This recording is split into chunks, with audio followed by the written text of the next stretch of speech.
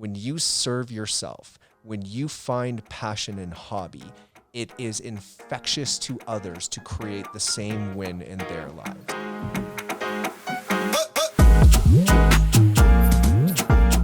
What's your win? We are back again. Corey Wirtz with me. And the way that we came together, first off, I was speaking at this event and someone that you advised and is a really good friend of yours was hosting. It was, how many people? That thing was huge. There's 4,000 people 4,000 people on that. Yeah. And we met because you're a smart ass and you were teasing me, I think, basically. I was like, I like that. So we just met, sat down and made fun of each other for an hour and a half. It's like, yeah, so we're bonded.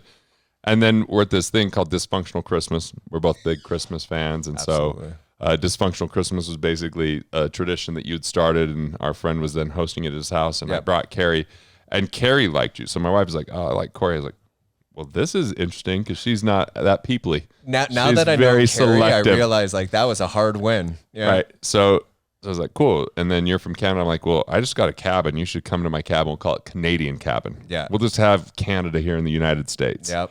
Right. And so our relationship began with play. Like built a fire, listened to tons of music. Built a deck out on the river. Used a chainsaw for the first time. It's always fun using a chainsaw. Yeah, I remember you guys were just laughing at me because I'm just back there like just we lost you to the woods down. for like 45 minutes. Yeah, it just felt it was fun. I was sweating heavily, but it was fun.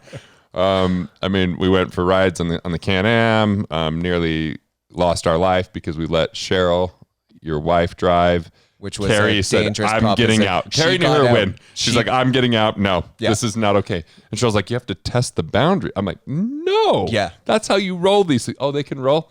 Uh-huh. Yep. So, but it all kind of began with play. And this cabin really came about because I went to Italy. I feel like I'm going to talk about this too much. You're going to start making fun of Italy. It's a good story. I feel it was like that pivotal moment where you realize that you could have play in your life and still succeed. Yeah, I went through this program called Lifebook. You went through it as well. Yep. And we had our good friends. I was hosting a Lifebook session, and so it was a bunch of clients that were there. And our friends, Mike and Linda, were like, hey, why don't we take a trip to Europe? Mm-hmm. And Carrie and I had never been to Europe. Mm-hmm. And I was like, oh, I guess we'd been to Copenhagen, but we didn't know how to travel back then. We were jet lagged the whole time. We're just youngsters. We just barely had our first child, and we walk up, it's the first time Carrie's leaving him overnight, and we get to the counter at Delta, and she just breaks down bawling. And I'm like, not sure what to do here. So I called someone that had raised kids. I'm like, can you talk to Carrie? Because you've traveled a lot. And we ended up going, and everything was fine. But they convinced us to go to Paris, and we had this amazing, amazing time. So like, we got to do a Europe trip every year. Well, eventually that turned in, let's do a summer. Yeah. And it was 63 days, I think, when it was all said and done. And that was the first time since I'd been married that my wife and I had spent 63 straight days together. There were no business conferences. There was no speeches. There was no traveling. Time. And good news, we liked each other. We still wanted to hang out. Right. It was magical. We drove up this road that the trees touched the top. You visited. Mm-hmm. And then we got to this gate, and it was like a cartoon character, this Italian dude with his shirt off and floppy hair, and his wife were there to greet us. And the next thing I know, we're like in the pool, drinking champagne, having like just laughing. It was like being in a fairy tale, essentially. Mm-hmm. Well, minus the vampire mosquitoes in the basement. Yeah, because you guys, there's like how many of you guys were all together? I'm like, just come stay at the villa. This was Carrie's my like, first there's not room for everybody. I'm like, it's fine, we'll work it out. Carrie was texting the person that I was with, and she's like, I don't care what Garrett says. You guys don't want to be here. There isn't the room for it. But we ended up having a good time. That was my first touch on your logistical abilities. Yeah. So not my win. But then I came home and I was like, how do I create or recreate something similar to that to create traditions and memories and moments along the way? And that's how this cabin ended up. Mm-hmm. And so then it ended up, that you and I start hanging out. Okay, this is an annual tradition. Mm-hmm. And I remember when you came out in December and you were going, there was a lot going on in your life, it's a tough period. Yeah. So I was like, I didn't know any of that, but I was just like a little kid, so excited that we're going to come play at the cabin. Mm-hmm. And so it was play that brought all this together, and it's play that will help it stay together. Mm-hmm. And a lot of times we crowd that out with our win because it's a checklist of things to get done. Yeah. Those to-dos become who we are. Yeah. It starts to drain our energy, and there's a lot of things that we get caught up in that don't even really matter, but the world wants us to think it matters. Absolutely. And there was still a learning curve with that because, you know, it was a fast friendship. You know, it was filled with play. Mainly because I said, what's the best album of all time? And when you listed the same one that I believed in, Illmatic, I was like, what? Like, we're way too white to be saying Illmatic is the best album of all time. It's a classic, though. Yeah. It's a classic. And then Cheryl calls it Naz. Naz. That Naz album. Yeah. I'm like, is that Naz album again? it just makes me cringe every time she says it. But like 2 years later, we're still laughing about it. Yeah, Right. exactly. So, but what was interesting is, you know, while we had that fast friendship and there was always play on the personal level, it definitely did get complicated when we decided to partner as business partners. It's like, let's accelerate all our karmas in 1 year. Absolutely. It's just compress time and get all the shit out of the way. And that was painful, but it was interesting because both of our kind of business modalities knocked play out of our lives for a little bit. Right. And it took us a while. And the thing that, you know, find that flow. Exactly. And the thing that I love about our partnership and our friendship is we don't shy away from the hard conversations. And we've had, and I think I said this to you, I'm like, we've been business partners for 1.5 years, but the amount of drama that we've had, you think we've been doing this for 10, 15 years, but we were just collapsing time to get it out of the way. And when we found our stride and started to define our win, not just in the personal relationship, but in the business relationship, then there was no separation between the two anymore. Right. It was like yesterday, I had obsessed to the point of it was almost like a disease on what was the book name going to be. Mm-hmm. You know, like I know when I land on a book name, Killing Sacred Cows, I couldn't. Slam I was dunk. pacing. I was like, that is the book title, and and it was like that's exactly what we were doing. Or what would the Rockefellers do? I remember being on the phone like, oh, I've got to rewrite this book because that's what this book really needs to be about. Budgeting sucks. I was like, that's not a good name. It's not the right name. And it never really took off because it wasn't. But this name that we came up with, it was like, it was magical. A mic drop moment. It was like so much energy, and it's showing like energy is transcending time because all of a sudden how much we got done. We got cover design fully thought through. We had, you know, colors all the way dialed in, where 5 Day Weekend was a book that we spent weeks and literally dozens of hours designing what ended up being a great cover. Absolutely. But it's because that wasn't 5 Day Weekend's not my concept. It was the co-author's concept. I was there to fill in the details of how you get there with the knowledge that I have. So again, not my vision, not my context, therefore more effort instead of finding what that flow is. And when we find our flow, we maintain that flow with play and we enhance that with knowing our win. So and the things that typically require effort become effortless. Right. And part of it is hard, easy versus easy, hard. Do the hard work up front and life gets easier. Do the easy work and forget about the hard work. Life just becomes hard. Yeah. You know, people that don't take care of their health over time, that eventually becomes very hard as, you know, they're just like constantly putting out fires and trying to be okay.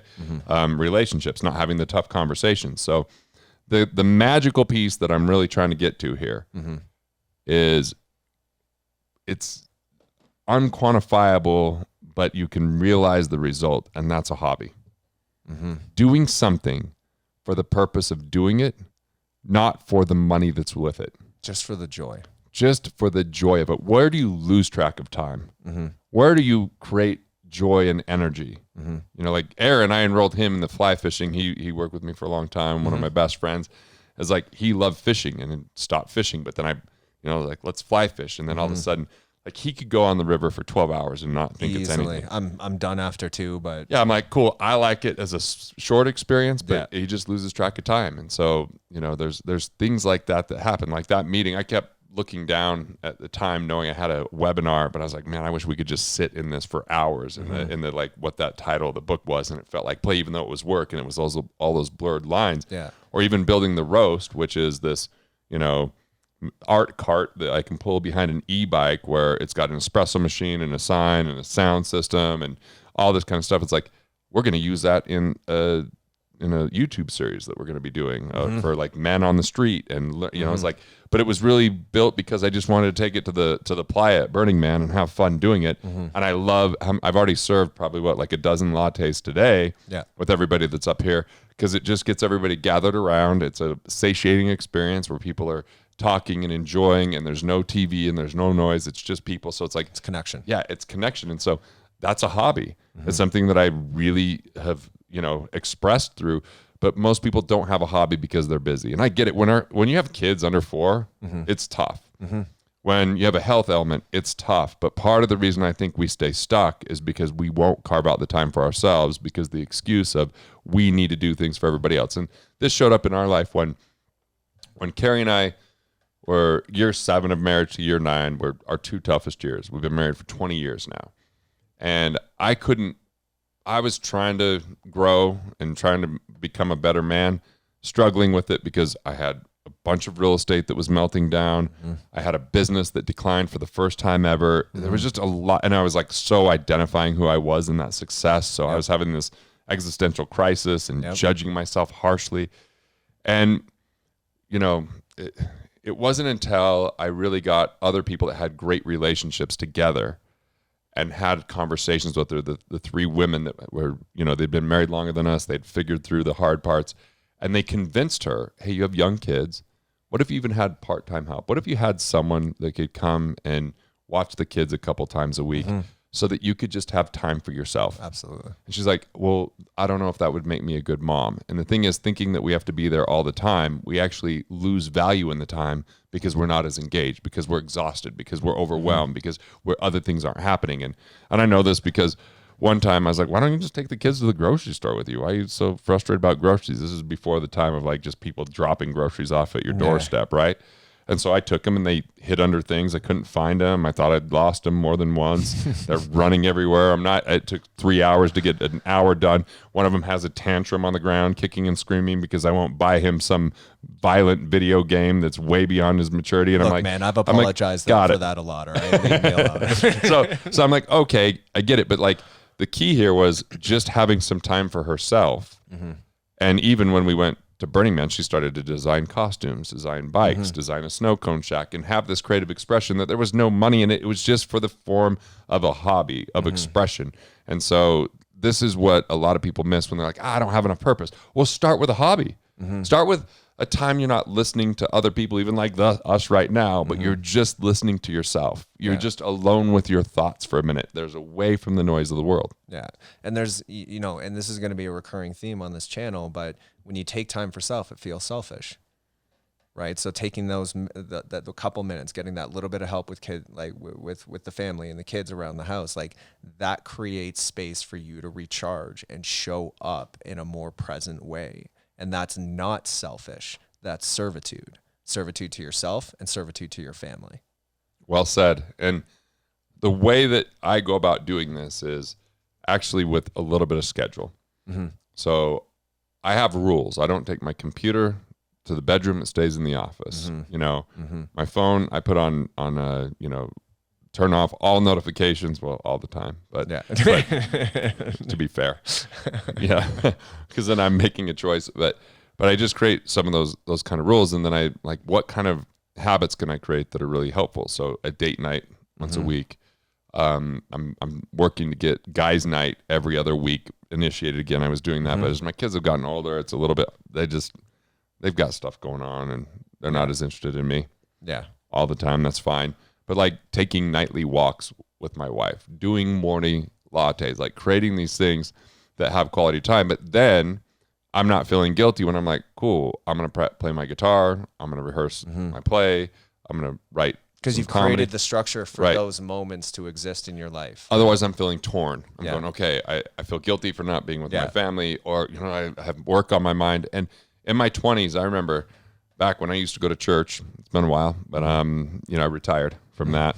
I'm not going to retire from a career, but I retired from that piece. But I couldn't even get through mass because the entire time I was like thinking about the stuff I should do for work. I wanted to write down notes in it.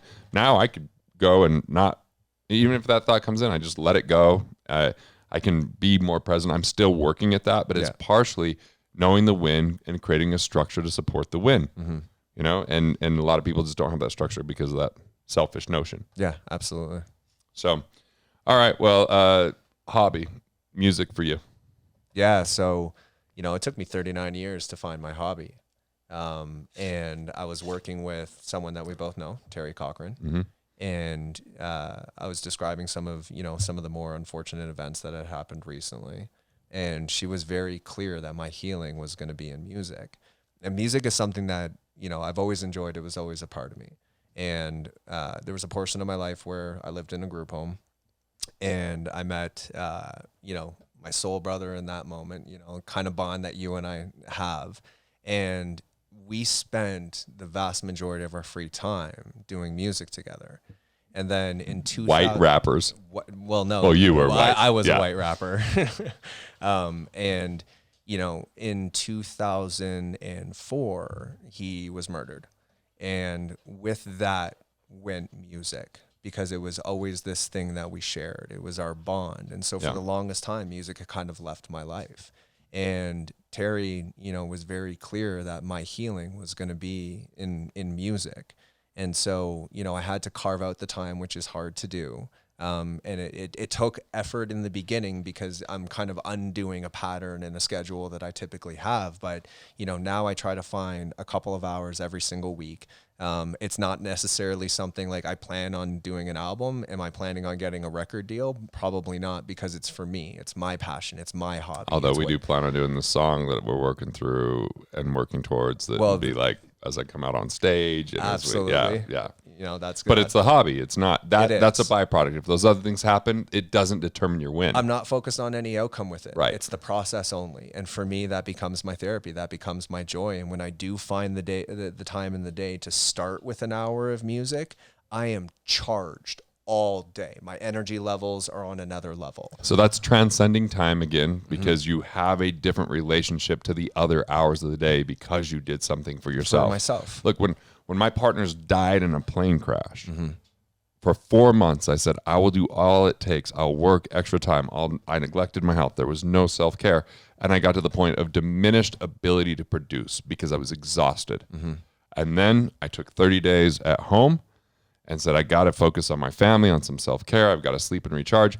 And I wrote Killing Sacred Cows with help of Stephen Palmer. To say I wrote it, I have to always mention him, because he did a ton of the writing. But ultimately, it was like I had this totally different sense of time because I took care of myself. But when we don't take care of ourselves, we just have a whole lot less to give to others. And yet, that's where the trap ends up happening. So, and it goes back to that, it's that selfish feeling. Yeah. Like, taking that hour for myself means I'm not doing something for others, but the way you show up after that hour for yourself is a massive shift that I think people underestimate. Yeah. So for you, music is a big part. Writing a book is not. Yeah, when you did a part of Disrupting Sacred Cows, it disrupted your life. Disrupting, what'd you call it? Disrupting Scattered Corey. Yeah, Scattered Corey. Scattered Corey. Yeah. So, yeah, that was one of those projects where I'm like, yeah, this won't be a big project. It was a much bigger project. Much bigger project. Than anticipated, but happy how it turned out. Yeah. Yeah, we have 5-star reviews now. Pretty new book at this time. Crushing it. So Crushing it. Excuse me for just a second. I know I'm interrupting your video, but it's because I'm really excited about this. Disrupting Sacred Cows, my newest book. It's new, it's fresh. It's about all of the things that have to do with our relationship to money, the things that hold us back, and how to, kind of peek into that, be able to resolve that. And ultimately, with the new economy and everything that's happening and moving so quickly, it is timely to help you to have more success in your finances. So go ahead and click the link if you want to grab this book and dive on in. Waiting for the 1-star hater. It'll come. It'll come. If we don't have one, it means we're either not reaching enough people or it's not a good enough book. I'm willing to bet that 1 star is coming in on chapter 13. So the cryptocurrency chapter that I'm more like, look over my shoulder as I learn about cryptocurrency. Yeah. I'm not the expert, but the conversation we had last night was pretty fascinating around crypto with some pretty successful and intelligent people. Yeah. So, so this whole notion of play, and there's a way to build and connect with relationships when we share that, when we find that. Look what happened when you stepped into comedy, right? And so many relationships. You're doing it for yourself, right? But not only the relationships that came back into your life, and it was amazing to watch how you stepping into your hobby and your passion not only healed relationships. So many relationships there too. Again, that's something you could never predict. But on the other side, watching what you inspired others to do, This is infectious. When you serve yourself, when you find passion in hobby, it is infectious to others to create the same win in their lives. And this is how I know my win with comedy. I'm going to dissect it just a little bit. Please. First off, didn't happen until I went to Italy. And the first the first 2.5 weeks I was there, I was stupid enough to be like, I'm paleo. Oh, so I'm in Italy being paleo. That's so stupid. That's so stupid. Like in Italy of all places, you're like, I'm going paleo. Sorry, Rob Wolf's my homie, and that book changed my life. But I'm in Italy, and I'm just trying to be paleo. It's just not right place, right time, and there's nothing against paleo. And I'm also like, I'm just in a place where I'm like, okay, the business is now operating without me, and I'm not gonna do more than 5 half days of work, which was mostly writing, but like I did a few phone calls, and I was like, I'm looking at the Slack sales channel, and there's not a lot going on in the first week I'm there. So I'm like, okay, I'm out here. It's fine. Temptation rears its fine. ugly head. Like, and by the way, the fact that I didn't medal, the team exponentially grew and like figured things out without me. You empowered them to do it without you. That crushed and allowed us to really do amazing things during COVID and everything. So, and that's what's allowed me to write. What's allowed me to write the one-man show and learn to perform. It's like that was the gift. But finally, after 2.5 weeks, I started drinking heavily some Aperol spritz with Carrie. God, it's just like an Italian sunset in a glass, isn't it? It's delicious. And I ended up dancing on a table to Drake's One Dance. Oh, dear That's God. how ridiculous I got. But then I was like, what are the most epic concerts you want to see before you die? And then she's telling me, and I'm like, I book Elton John in Italy. We found, because I was one of them. So I'm like, cool. And then all of a sudden I'm like, the place starts to open up. I'm playful with Carrie. I'm dancing. I'm like, screw it. Let's go eat pizza. Yeah. Let's go get a gelato. By the way, ate pizza one day, gelato the next day. For the rest of the trip, didn't gain a pound because stress levels go down, cortisol levels will go down, Absolutely. fun goes up, less judgment, more, all that kind of stuff. So basically, we come back from Italy. I'm a different person. I'm like, I see people because I go speak at this event, and they're like, "Dude, you look younger." You know, the stress had melted away. After that 2.5 weeks, I kind of found my flow, and then I have a birthday, so I take Carrie to this baseball game. We fly to Atlanta, and then we go to a John Mayer concert the next night, and we're at this baseball game. It's slow, it's kind of boring, so I'm like telling jokes, and she's laughing. She thinks I'm regurgitating someone else's jokes. I'm making these jokes up in the moment, and she says, "Those are kind of funny," Which is high compliment. You know what I from heard? Carrie. You're the funniest a man comedic alive. god. You are a comedic god. Of course, you take it a little bit. That's further. where I heard it. That's what I heard in my head. And then I go speak that Sunday at another event, and it's my buddy Keith Yackey, he loves comedy, and he tells everybody I'm effing hilarious. I'm like, dude, I have 43 or 50 minutes to give a financial speech, and he says this. So I go up there. I tell this joke it's a real story about killing sacred cows. The first podcast, they call it Killing Scared Crows, and the guy asked me where he should invest. I'm like, in literacy? I mean, I don't know, So I tell that story, people laugh. So I just tell a couple more jokes. They laugh a little bit more. So I walk off the stage, and this is the thing. I now had space to create this hobby. And the thing that I acted on with the hobby, so I didn't get lost in any fear or busyness, is I called my friend who's a comedian right when I walked off stage. I said, "Can you get together tomorrow?" He's like, "What time?" I'm like, 5 o'clock. He's like, "Great." So my youngest son, me and him, for 2 hours, hysterically laughed about how I look like Jesus, but I don't have his powers. And we just wrote so many carpentry jokes. skills. That's the big part of the That's for powers. sure. And so we just had this whole set. And so I scheduled an open mic, and I invited everybody in Utah that I knew, and 6 rows of people showed up. So first off, I was scared and I couldn't back out. I'm just standing back there. I'm like, because the night before, I'm like, "Babe, I need to rehearse," but I was still reading from a paper, and I tell the joke. She goes, "Those are not stage ready."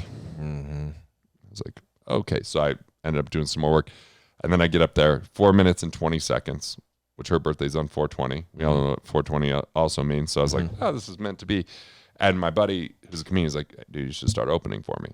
So I go home after that night. I mean, we take everybody to dinner. It's such a high. There was such a natural high. It just felt so good. I was so excited. So the next night I'm talking to Carrie about it, and she's like, "You're going to start traveling for this shit." babe, She it's a knows you. hobby. Yeah. It's a hobby. We're not traveling for this. 2 days later, Marcus is my buddy. He's like, hey, we're going to do a thing in Grand Junction, Colorado. No. I'm like, what day? He's like, well, it's going to be the day after Thanksgiving. I'm like, oh my God, the Gunderson family's doing Thanksgiving in Grand Junction, Colorado. I'm in. Book a flight for me, carry the kids. Come home and tell her. She's like, I told you. But here's why I knew comedy was the win. I just needed the space to find it. When I was 5 years old, I remember at 5 telling my first joke, repeating a joke I heard from my uncle, not knowing that it was a dirty joke, not knowing that it was inappropriate. But the reaction was a lot like when my son was 3, pulled the pickles out of the fridge, dropped them, they broke, my whole family's around, and he's like, fuck! And we just laughed hysterically, even though we realized we are terrible parents. He learned that somewhere. He learned it somewhere, and we reinforced the thing by laughing. So I was like, oh my God, that felt like so good, because my mom would have the biggest laugh at family parties. I'm like, that's love. My dad would tell jokes, and everybody wanted him to tell jokes. So I was like, that's family. So comedy is love and family and connection. My grandfather, my hero, would get up and give a speech when he was Community Person of the Year and say, oh, let my grandson should come up and tell jokes. I'm like, hell no. My jokes back then, We're not cancel We're not worthy. group appropriate. I'm not going to tell the dwarf joke about a twat. No, that's not what And I'm yet getting somehow up to you do. found a way to tell it on YouTube. I didn't tell that. I that was the different version that I could hear Barry saying, you're going to get canceled. Yeah. So now that it was a hobby, it was just like so much fun. But if I can for a second, so, you had that serendipitous moment where the permission for you to pursue that hobby was given because you were sitting there in a business environment and you found this opening where you could kind of bring those two worlds together. Yep. But that moment doesn't happen for a lot of people. So they need to find the permission in themselves to create the space, to identify what that is and pursue it. And then when you get to that point where you got to jump off the cliff, call someone that will support you. Absolutely. Not the person that will tell you not to. Yeah. The person will say, why not? Let's do it. Yeah. That was Marcus for me. Yeah. Dude. He's like, let's do it. Yeah. Yep. He's like, you ready to book this? Now, let's fast forward. I'm into this hobby for 2 years. And Marcus and a buddy I went to high school with, Guy, they have this musical comedy show. It's brilliant. We've had him perform when I owned Wealth Factory, I don't know, 60, 70 more times. Every time we had an event, people loved it. Well, they opened for you in Salt Lake when you were in here. Right, doing that your was thing. crazy to have them open. That was awesome. So they're gonna film their musical comedy show, and I have an event that day, so I didn't get a chance to go over to the venue, but I saw a post and it looked like this massive stadium because it's the Round. I'm like, dude, I'm now gonna open for these guys. They're filming, and I was like, started to get nervous. So my fingers start tingling. I can feel my hair, and it's the morning, and I'm going to present at my legacy event, and I'm like, oh man, I'm totally stuck between play not to lose and play to win. And so I get there, and I just decided, all right, authenticity is the first key to winning. So I get up in front of the room and I go, hey, I want to invite everybody tonight. I'm going to open for my friends. I've got everybody tickets if you want to go. And so everybody's like, yeah, we're in. And I said, and if I could just be honest, I'm really nervous right now. So I'm just going to do some win accounting with you. It's a win because I'm doing something that I love. It's a win because we have a full venue tonight, which a third of those people are my family and friends, some even flying in to support me, and I'm doing 10 minutes. It's a win because from the time I was a kid, this is something I loved, and it makes me think of my grandfather. It makes me think of my mom. It makes me think of my grandmother. I'm like, it feels like love. And by the end of just accounting for that, I was like, so I guess I've already won, and I wasn't nervous any longer. So then, can I just stop there for a second? Stop there. Go. The concept of doing the win accounting, like you talked about it so effortlessly. What a powerful concept that can be. When you sit there and you actually start to tally up why this is a win. I think that's something everyone should be doing. And so I don't even know. I'm just going out that night to enjoy myself. But once I got there and I stood in the center, I was like, oh, this is cool. Never performed in a round. you know, like it's just a stadium. So everyone's all around you, like if you're at a football game. Like that's pretty cool. So I'm sitting there. This Hollywood manager comes in. We're start talking, and then I'm looking down at my watch. It's 2 minutes. I was supposed to be on 2 minutes ago. So I'm like, hey, I probably should go out there. And I've got my film guys, Weston and the crew, filming me. And they got the Roman, you know, they got a jib, and then they've got like the steady cam. And so Weston's following me around. I just walked out there, and I was 100% present for the next 13 minutes. Only thoughts in my head were shared with the crowd. I slowed down, like people now know that I'm capable of slowing down. Thing for you.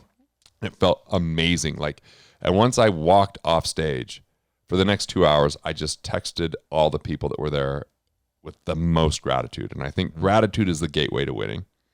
Gratitude for ourselves, honoring our hobbies, honoring our life, and then those that support us. And so I just felt this flood of love. And then I went through and I sat down and watched their show.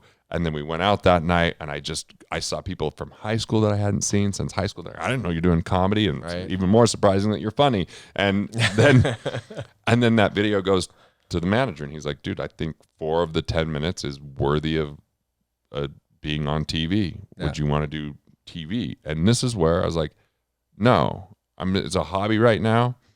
I get that would be like a shot of adrenaline, but like I don't have a purpose to that." And he says, "Well, if you're ever ready to have a purpose to it, let's talk, because nobody's ever done this in money." Yeah. So I wrote a 2-page letter.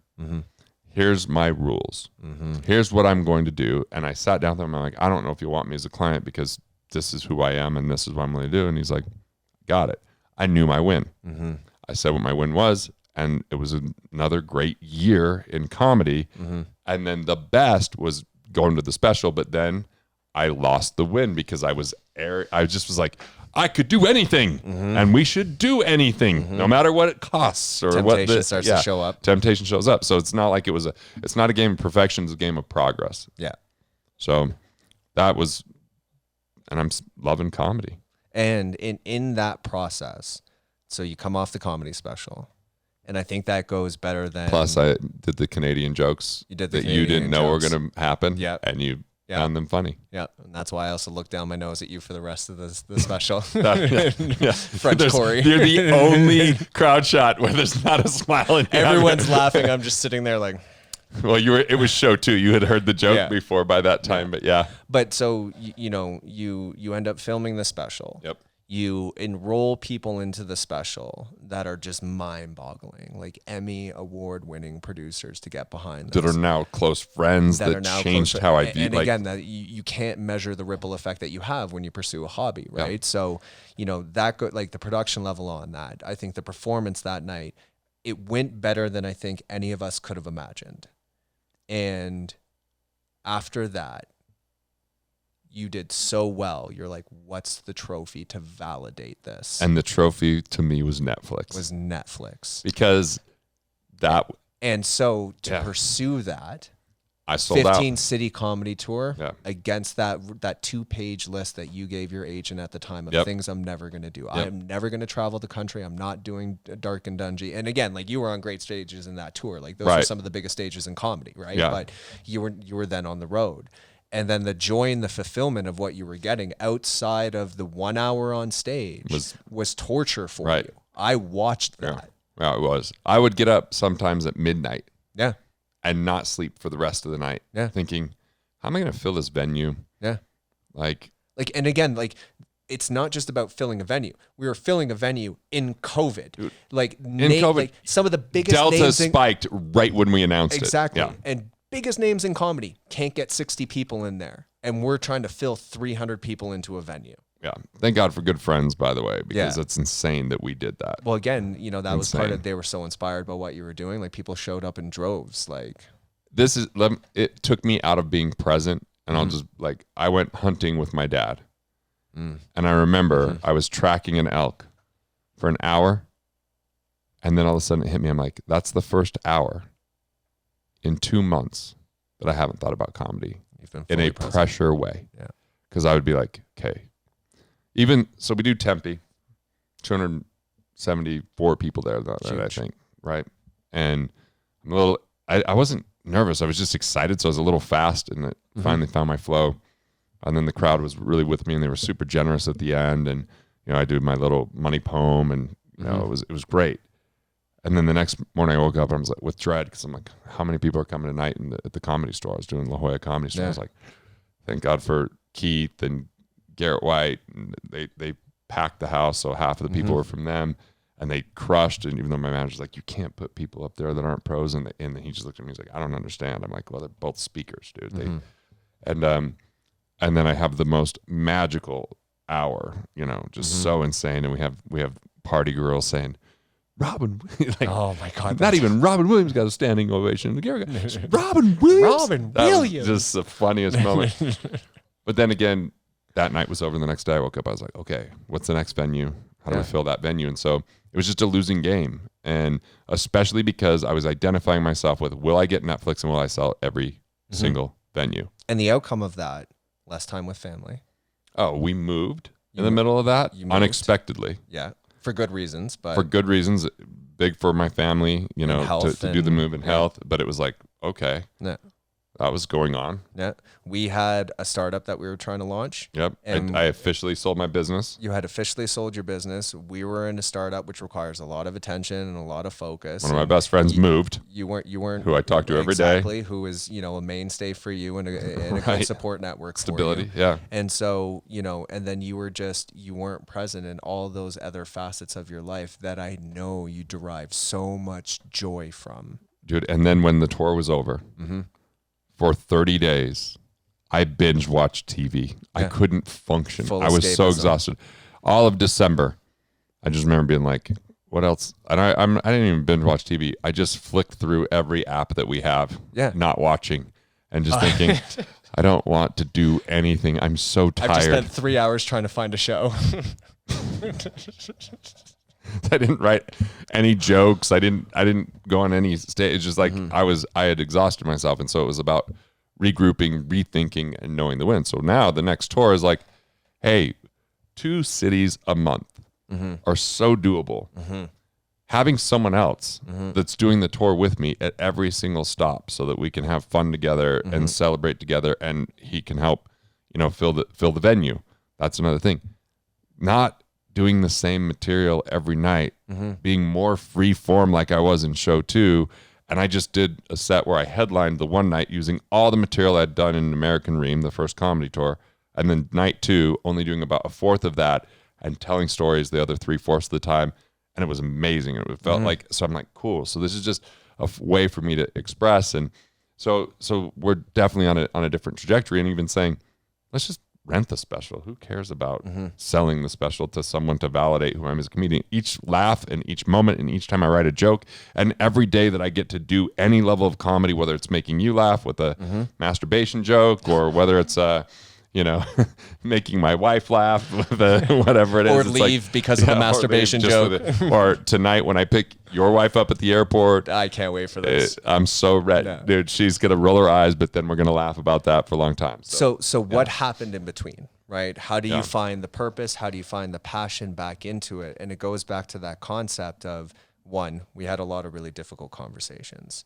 We redefined what the win was. And that was done through win accounting. Yeah. So it's not that I never want to do this again. It's just it wasn't done the right way. Yeah. So how do we flip the script so that the game suits us? Well, and so here's the we're example not playing today. to lose anymore. Yeah. Here's the example today. So one of the comedy clubs that I've performed at before said, hey, we can't do the night that you guys want. How about another night? And we had such a good experience with them. Like, maybe we could make it work. It'd just be inconvenient. And I'm like, fine. But they're like, we're only going to sell tickets through our website. So my response was, sorry, I don't want to sell tickets through someone's website that I don't know how many tickets are sold and play a game called Shot in the Dark. So I'm out. Because it's not part of my win. Strong move. I'm just like, fine. Yeah. One less city. Like, it's okay. So. And how many comedians would have died for that stage no matter what? Yeah. I mean, it's a pretty amazing stage for sure. No. And then I'm like, another win is, I have my new office, which is now going to be a comedy club. My friends are going to come in person. I'll do a few things on Zoom, and I'm just going to do comedy there so that I can do it at 5 p.m. and then hang out with my family and my friends afterwards, versus going to an open mic, sitting there for 3 hours, hearing a few good comedians and a few that are just trying a new career, and it's a lot of masturbation jokes.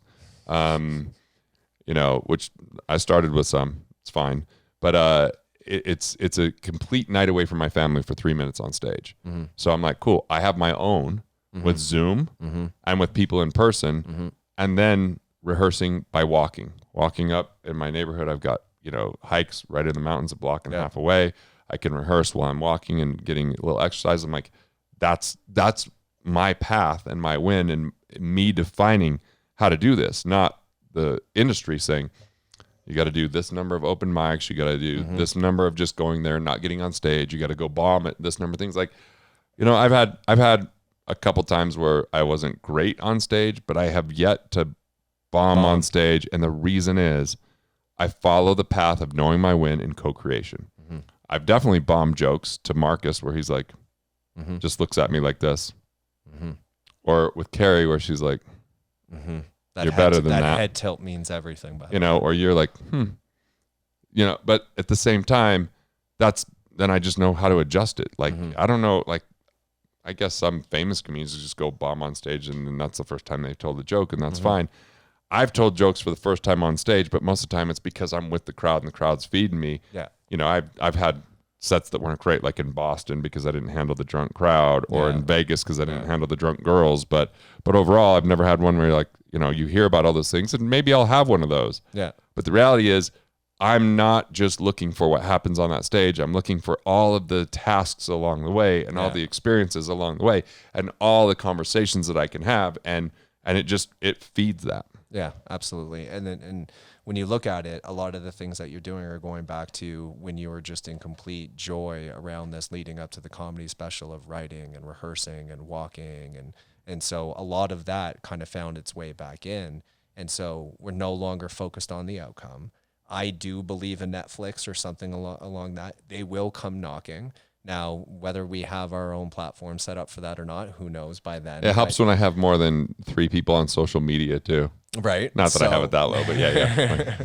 And so when you let go of the trophy, the joy came back in. When you let go of the outcome and focused on the process, the joy came back into. Yeah, because so we've got some no's for the comedy special. Now, first off, I'm super proud of that thing. Like, I love it. It's a good piece of work. Like, I know I'm going to be a better comedian than what's in there, but for where I was at that point, it's somewhat miraculous that it's that good. I think we would all agree with that. You know, thanks to like Marty, who's an executive producer, teaching me about Happy Accidents. I mean, he's done the biggest comedy specials on the planet, right? Marty's a legend. I mean, Barry bringing people to teach me along the way, or even have people review my comedy, like Jeff Ross. I mean, it was really cool. The things that, and then just the crew that was there. The set was so beautiful. The attention, like it was just a really cool experience. And the money poem that, you know, Marcus really arranged. Like, I had written all these names of money, then Marcus Hardy like really arranged that and directed that. That's a pretty spectacular piece. What did Marty call that? Carlin-esque? Yeah, I mean, that's a high compliment in the world of comedy. Yeah, for a first thing too. And right. So I'm just like, what a gift that all that is. But it's amazing how we lost sight of all of that for a good 6 to 8 months. Well, look, man, it's so funny because I said, I don't want to, I told Barry, I'm like, don't pitch it to Amazon. I don't want comedy on Amazon. There's hardly any reviews when you see like, no. And then he pitched to Amazon and they said no. And I was like, they said no? Yeah. I said no, and I'm now pissed that they said, they don't tell me no. I tell them no. They're one of the biggest companies on the planet, but I tell them no. Yeah. Get Bezos on the line. And then the next one that came in was Comedy Central said no, and I was like, they're like, we go with established names that are already on our channel. Yeah. I was like, okay, yeah. And I look at their stand-up specials. I'm like, yeah, that kind of is. And I can't remember who the other one that said no was. So I had 3 no's, and all 3 of those no's hurt. Like, I was really bothered by them. I know. And then HBO watched it 6 times and said the beginning was so Marty, and Marty didn't even direct it. And Marty's like, I didn't direct it, but I like it. It's going. And then I watched it here at the cabin with Marty and his family, and his son Jazz was getting mad at his mom because she was laughing so loud, and he's trying to put the baby down. And it was like, and we're just laughing, and you know, now that joke was like, oh, you have a special? Because that's all I talked about, just like I do the book now. Just like the book. And I'm like, my son, Breck, who's disinterested in almost anything. Everything. Anytime that special was on, he sat down and watched it. The whole thing. That night, he laughed out loud. Like it was, and Roman, my son, opened for me and crushed his 5 minutes at 13 years old. 13 years old. 13 years old. And he was a natural on that stage. Less nervous than I was. Although that night I wasn't nervous at all, even though I should have been. My rehearsal was a pile of dog shit the night before. Yeah. It was Your worst rehearsal. I have bombed. My rehearsal was a bomb. Straight bomb. Yeah. It was people on Zoom turning off their cameras, putting on mute. My buddy Walker gets on because he couldn't come out because of COVID or whatever, and he's like, I'm like, dude, why were you on mute? He goes, well, I didn't want to like interrupt or bother. I'm like, yes, bothering me with the laughter. Yeah. That's Do you know exactly what comedy is without laughter? Stop laughing. I'm telling jokes here. Like, it was so bad. But then at the end, Sally Hogshead is like, hey, we're really proud of you for taking this leap and you know what you're doing. Tell me what it's like. And then for 10 minutes, I was just in flow. And then Barry came up. He's like, who was that at the last 10 minutes? That's who shows up tomorrow. Yeah. That's who you are. And I'm getting acupuncture the next day. And I was like, I'm going to make the mistakes and it's going to be funny. I don't have to worry about it. The mistakes are part of the process. And when I did, that was some of the funnier pieces. The Paris story. Yeah, that we ended up putting in there. Not planning. It didn't go in, but that. No, Paris did. Oh, Paris it was the story of my brother-in-law that didn't go in. So because I love my family. Again, and I told you, I'm like, when you were in flow in that moment, that's the comedian I could be. You were in performance. I'm like, that's the comedian that's gonna exist 2 to 3 years from now. It was like a future glimpse in terms of your capability. So much fun. Yeah, such a fun. But look at like those times, like, you know, you're absolutely to keep Breck interested in something for that long, you know, is extremely rare. And to show my kids. Exactly. And look at these moments, like Roman opens up for you, right? Like there will be a time where Roman's going to be on a stage with you. The crowd went nuts. And he brought the energy of the night absolutely up, helping me out before I got up there. Yeah, he definitely carried the night for you. Dude, I remember, I'm just like, I don't know what's going on. So, you know, like I'm in the green room, I'm giving all the gifts out and stuff and acknowledging everyone for helping me get there. I'm reading a letter from my wife that Linda's doing my makeup and hair. And I'm like all emotional because it's such a beautiful letter. I put part of it in I don't know if you know, I've been writing a book, but, did you know that I went to Italy? No, I had no idea. Tell me about it. Oh, yeah, you were there. So, God, so stupid. So dumb. But then I go up and, you know, do the first set and it was a little bit more robotic than the second set because it was so rehearsed, but the crowd was I just watched it recently and I was like, oh my God, the crowd was so generous. So many applause breaks. But really cool that everybody showed up that way. Then I go back down in the green room, and when I come back up, I'm like, I wonder what the video village is like. And I walk into the video village, and there's Barry being like, why are those nachos on this table? And then he's yelling. I'm like, I'm just going to go over to the side stage and wait. But I was like, everyone was putting so much into this. Yeah. And the way the team showed up and the way that everything went, had so many friends that were like, they're getting COVID tested at noon to make sure that everything was good. And they were like, I don't know, it was just such a amazing experience that April of 2021 is like people hadn't seen each other. The energy of bringing so many people together, doing the pre-party, it just was so much love. And again, we stayed up how long that night? We were up until like 3. Which eating again, sandwiches. I'm like, East bro, Coast time. That's 5 a.m. my time. Like, it was special. It was, and again, like that, like in my mind, you know, people going back to that selfish aspect, right? Like people look at taking that time for yourself. Look at the amount of love and connection that was created through a hobby. Yep. And now imagine if everyone that was in that room, because we had like across the 2 shows, maybe 400 people. The second show had, it was like 500 total. So like 500 total, more, based on one person engaging in a hobby. Now imagine if those 500 people started to engage in a hobby. The ripple effect on that, it becomes exponential. Right. Right. And I still have the hobbies that are still just hobbies. Yeah. Oh, absolutely. Right? It doesn't have to be out there. Right. But that hobby turned into fulfillment. Yeah. And the win was having family and friends and people who are just following my financial work show up. The win was designing something that was so artistic. That set was so beautiful, and just going through that process was so cool to watch. Writing jokes, rehearsing jokes, rewriting jokes, coming up with new taglines, going up 5 nights a week from 5 to 6. I did Zoom comedy, sometimes with one person. Matt Gallant was on there, just one person who I hope his camera was off and he was muted. And I'm like, dude, how brutal that I'm telling jokes to one person, and he's just like, big smile, and he's like, I told you should do this comedy thing. And I was like, that was not even a great set because it's one person, you know? No. But it was like 5 nights a week, and I'm walking every day. I was super fit because I was rowing to recite a lot of it to kind of get it in my head. I was going on hikes. It was just a really extraordinary time. And I still bumped up against some insecurity. I still bumped up against some frustration. I still had difference of opinion with Marcus for a minute that created some strife. It, felt like the person on my team was challenging me at a time I wasn't ready to be challenged because I was a little tapped out. And so the only place that I didn't really dial my win in all the way with that was the time frame. So the lesson of this one, the Life After Debt special, is we don't have it scheduled yet. I'm doing it the right way, where I'm actually going to practice it for a year or two on the road and then film it, instead of film it and then go on tour afterwards. Whatever. That happened because not knowing the win.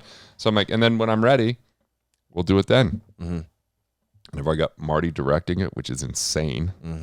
I mean, dreamed, like, I couldn't think of anyone else on the planet. And I mean, and we're like, I love that guy. And like, we go over to his house and his wife feeds us the best food in the world. Like, there's so many relationships that came out. And you mentioned like the healing. I mean, I think there's got to be like 5 or 6 relationships totally healed. I mean, people that then came and supported me on tour, or told everyone about it, or just like, cause I reached out because I want to share something with them. And like, what value would you place on that healing, on all those moments of connection, on all the inspiration that you've given, on all those little moments with your family that were created through this hobby? What value would you place on that? I'll just use one relationship.